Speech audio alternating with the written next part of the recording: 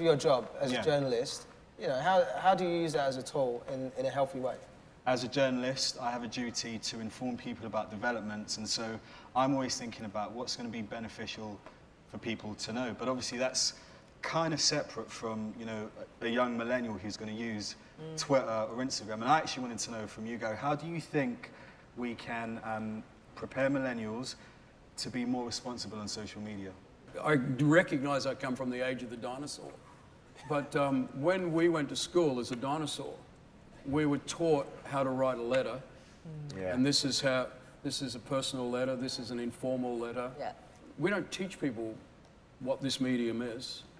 We don't teach people what is good manners, if there's such a thing these days. You know, maybe it could start with, you know, the school subjects that matter. And one of the school subjects that matter is here's appropriate use of social media. Here's the benefits of it. Here's what you use it. This is how you use it. And I think we've got to step in. We haven't stepped into that. Into that realm yet of what's appropriate. And even, you know, I'm old enough to remember when Facebook started. You know, it started in a college of how do we connect people to each other so they are informed and can be a part of a community. How do we use a digital platform to connect a tactile relationship? And somehow it seems to, on the relational sense, been hijacked from that. And it's now more of a business tool and a personal marketing thing rather than something that in its original intent. Now, there's nothing wrong with what it's moved into, but I think it's somehow you've got to get it back to its original intent too is how does this connect me at a tactile level as well as all the other things? Yeah, very true, very true. There's a stat out there that says millennials spend 5.5 hours a day on social media, scrolling, all that kind of stuff. How important is the church in terms of social connection and real connection?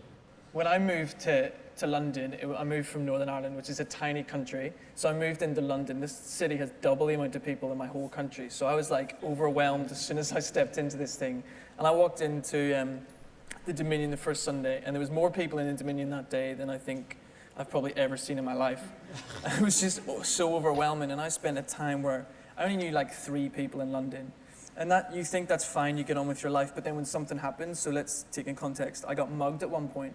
And actually it was the people at home were there to phone and I could chat to, but actually having people within church, the social connection where I could actually go and hang out with, because I could call as many people as I want, but at the end of the day, they're going to hang up and I'm in that room by myself once again. So I think the social connection church gives is that you're in the proximity of so many really awesome people who are there and really rooting for you and there to support you through everything, the ups and the downs. And I think the other thing it does as well, in terms of what the church can do, is show people like us be examples of how to use it and how to use it well. Of course, it started off with the greatest intention and has turned into, you know, this thing with a huge amount of problems. Even with us, like, we have to continually double check ourselves and go, I start off with the intention of, you know, being personal, but actually, you know, the comparison comes and, you know, we have to be real about it. The comparison comes, the highlighting comes just simply because we're human beings. So I think we can be ambassadors to say, actually, this is how you use it, you know? Like, okay, great, you know, I don't need to be on my phone when I'm having a conversation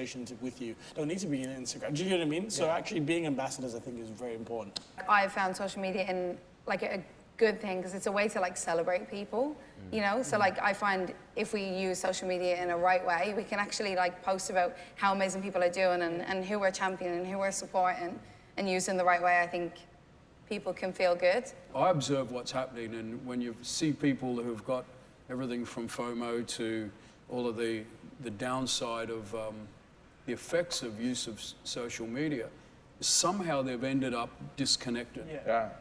And it's the disconnect at a tactile level, which is, I can see you, you can see me, I can sense, there's an empathy because we're in each other's presence.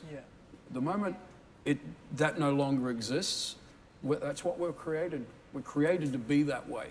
And the moment we use social media and it distances us from that, that's where the problems kick in.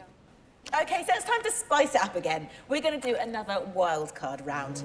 So, team 2, please respond to this phrase. Millennials are so addicted to social media that it's easier to reach them through Instagram comments than text messages. 15 seconds.